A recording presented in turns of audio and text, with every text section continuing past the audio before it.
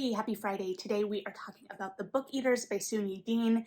This takes the initial concept of what if people, creatures, what have you, could eat books, sustain themselves from the physical consumption of books, and what if knowledge transferred with that consumption without the needing to read. And it takes that idea and obviously lives within a fantasy realm, but also is a little bit literary fiction, a little bit thriller, and amidst this really high stakes propulsive narrative, it also manages to weave an allegory of sorts in that there are layers and definite commentary on our contemporary reality, for those of us without the ability to eat books. This may be a stretch in terms of linkage and recommendations because the book I'm about to kind of link it to is one of the hardest to find read-alikes for. But if you enjoyed The Library at Mount Char by Scott Hawkins, I think this might be up your alley as well, because it also has like a weird look at like bibliophile culture and takes a kind of darker, deeper look at what that could be, at a kind of twisted version of it. And it also has some weird, complicated sibling relationships. And at the heart of The Book Eaters, this complicated sibling relationship is one of the biggest antagonists. So we follow Devon, who grew up amidst the book eaters, one of the families of book eaters that are sprinkled primarily around the UK. And there are references to book eaters around the world, but the book eaters are very isolated because they don't have papers, they can't travel. They are very much very isolated, insulated communities. And so the book starts with Devon at a shop and going home to her son, and us finding out her son isn't normal even by book eater standards. Rather, he is a mind eater. And so our first introduction to Kai, her son, is through him consuming the mind of a priest who has been lured to this apartment, this dank, dark apartment by Devon. And so it's clear that they're kind of on the run, they're fugitives of a sorts, and Devon is searching for this drug that is created by one of these other book eater families that suppresses the need to consume minds. And so this family had had a coup of sorts and sort of fell off the map, and it put all of the other book eater families in kind of flux and turmoil. And so the story is told through both the contemporary plotline of Devon attempting to link up with this family and get this medicine, this drug for her son. And so there's that intense maternal fight there. And then also there are flashbacks that kind of show us as readers how she ended up in this position and the community and culture she was raised in. And the community we see of the book eaters, as well as being extremely isolated, is also very patriarchal. And that's where we see a lot of the layers of commentary kind of come in as Devon is breaking away from this. Women are very prized in these circles because there aren't many of them. And so she has been raised as a princess of sorts and highly protected, but protected with the end goal of her getting married and having children, but not getting married and having children in the way we think of it, but having a marriage, getting pregnant, having a child, rearing that child for 3 years, and then being stripped of that child and entering another marriage, having another child. And so this narrative is kind of twisted and violent, and especially kind of in the current moment we're in, post-Dobbs, I think that it's either going to really speak to readers or readers might not be ready for it yet. So either way, just know that there is arranged marriage, forced pregnancy, and mothers being stripped from their children. And it really gets at this idea of stories and how stories shape us. So the idea of the book eaters is there. It's the kind of hook of the thing, but it's more just kind of the given circumstance and the atmosphere. It talks about the book teeth. It talks about them physically consuming books in kind of that setting of that atmosphere, drinking ink tea, but it doesn't go super, super deep into the mythology and the realities of this group. It builds just enough. And it also talks about how they all believe in this idea of the collector, because it does establish that the book eaters are separate from humans.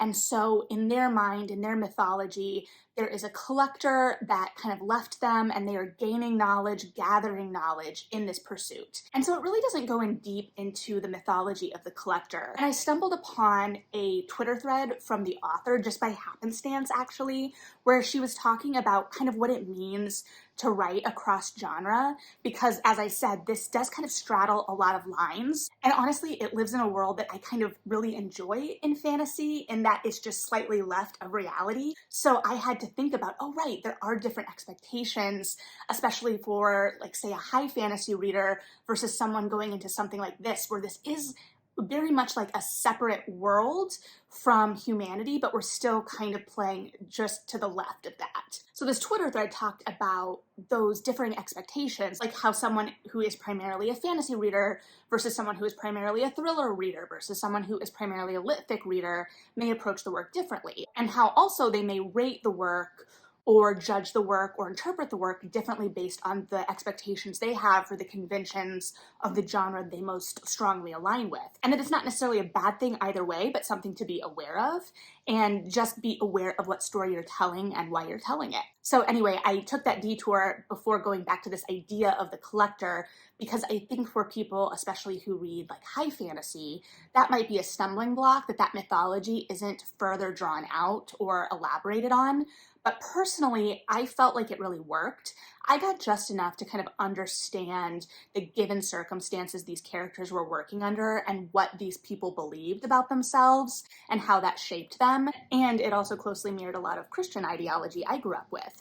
I don't think that it was didactic in how it drew that by any means, because it just kind of presented what these people believed, but it was close enough that it kind of struck me. I was like, oh, right. Especially as we're drawing this society that is so much the patriarchy, even as they talk about how much they prize women, but robbing women of all autonomy. And it even gets down to Devon is primarily allowed to read fairy tales. She's fed fairy tales, and that's what she's raised on. And we get like snips of her the first time she sneaks a copy of Jane Eyre, and how that kind of changes her worldview a little bit, or how after she escapes completely, the first thing she does is kind of like binge all of these books and worldviews that she didn't have access to.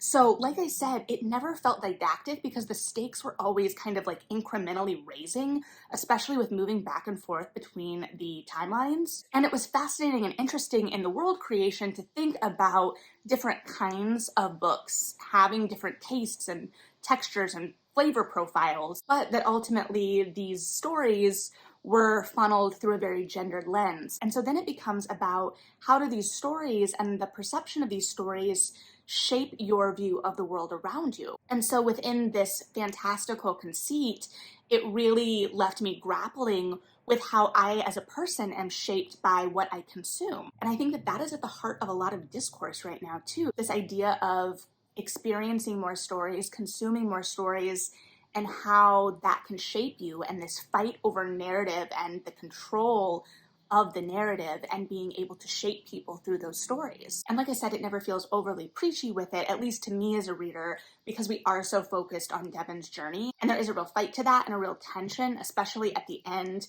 I was definitely getting hints of my kind of like anxiety trying to escape reoccurring dream. And so I definitely got an idea of what we were grappling with in terms of the book eaters and this society. But then that is further complicated by the mind eaters. And I think this is where my ability to kind of unpack this as a commentary on our current reality falters a little bit. I'm still mentally unpacking it for myself, because there is a real danger to the mind eaters as they're presented in this book. It is an element of vampirism in that you are wiping someone's mind, and then it is all about control in a certain way, because the mind eater gains control of the person they're consuming whether they want to or not, because that person becomes a part of them and they live with that consciousness. And so in the world of the book eaters, since this medicine and this drug came out, they take the mind eaters that they've drugged and kind of use them basically to sick on people within their world that aren't behaving. They've got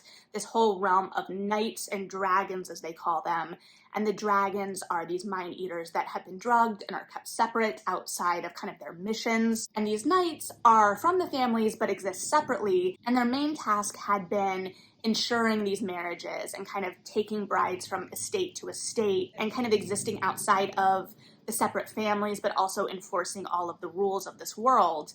but the rules of this world are starting to break down and the old ways are starting to break down, and that power is threatened. And so we're seeing this world at a pressure point in a lot of ways. And so we've got this real tension and fight between the old way and a potential new future. And it's also a real exploration of the strength of maternal sacrifice and the lengths someone may go to protect their own. And I will admit I did struggle with that a bit, and I think that that was one of the more complicated explorations in the book, because you do have this child who is a child and is only following his needs and instincts, but in many ways is a serial killer.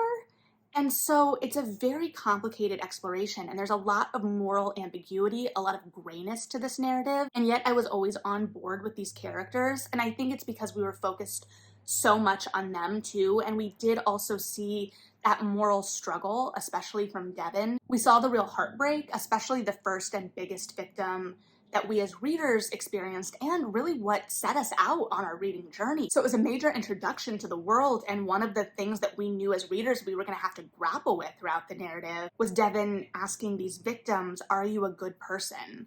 And it really dug into this idea of what it means to be a good person. And I really liked how it talked about, or kind of interrogated, the idea that good people have to think about that question and have to sit with it. And as readers, we kind of had to sit with that question. We were asked to ponder it, and we were asked to ponder it of the characters, and also what the line is and what it means to be a good person and whether that matters in some ways. And as things kind of built on themselves, we kind of moved from that idea of personal morality to what the line is for sacrifice, and where one person's life is worth the sacrifice of more people.